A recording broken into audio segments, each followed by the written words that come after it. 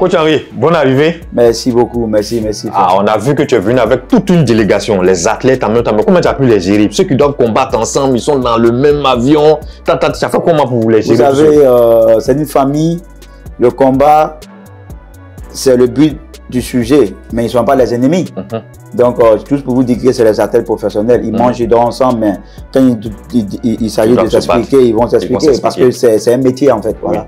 Oui, ok. Et aujourd'hui, on a quelques heures quand même du truc, mais on n'a rien compris. Avec Algériens, Égyptiens, Tunisiens, le main event, qu'est-ce qui s'est passé?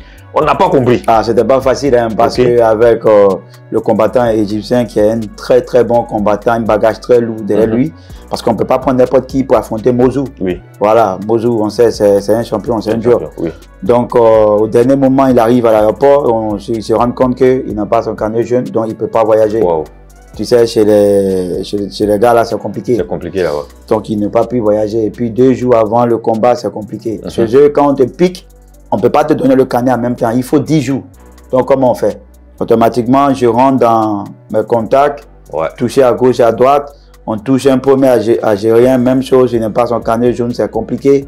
Et là, finalement, on tombe d'abord sur un Brésilien qui est déjà chaud pour venir.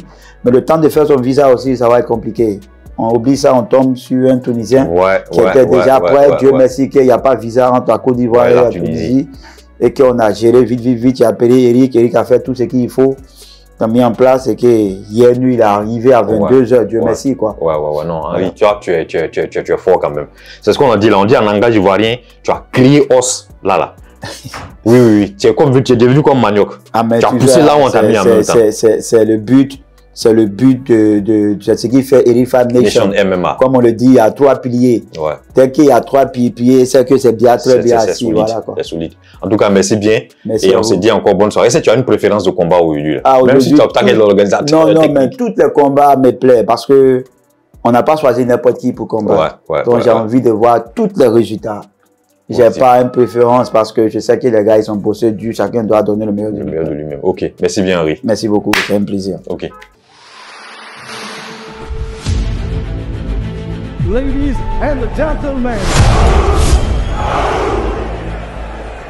welcome to the chapter 2 of Eric Fab Nation MMA.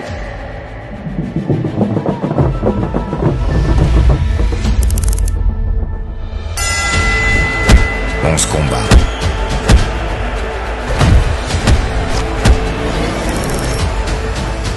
22 combattants. 11 nations.